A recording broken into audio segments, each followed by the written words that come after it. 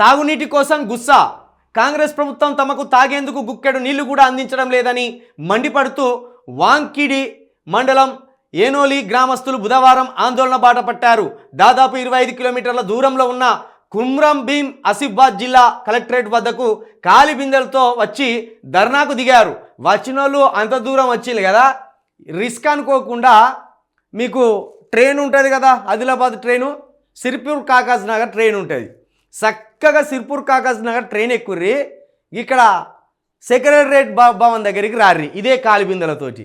ఇక ఎక్కడ ముఖం పెట్టుకుంటారో ముఖ్యమంత్రి గారు కావచ్చు, లేకపోతే మంత్రివర్గం కావచ్చు, వీళ్ళు ఎక్కడ ముఖం పెట్టుకుంటారో, లేకపోతే ఇక్కడికి వచ్చిన నటరాజన్ గారు, మీనాక్షి నటరాజన్ గారు, వాళ్ళు చేసిన అద్భుతమైన కార్యాన్ని ఏ పేపర్ల మీద రాసి పంపుతారో చూద్దాం.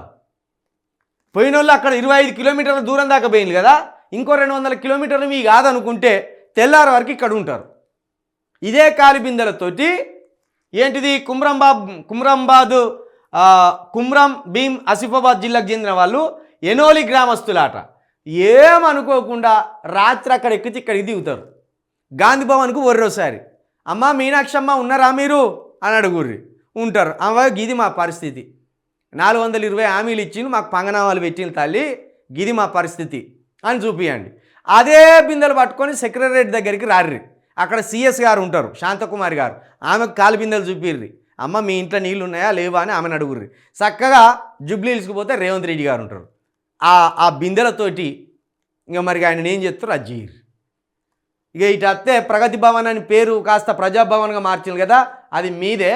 అలా స్నానం చేసుకొని టిఫిన్ చేసినాక సీతక్క ఉంటుంది, బట్టి విక్రమార్క ఉంటారు.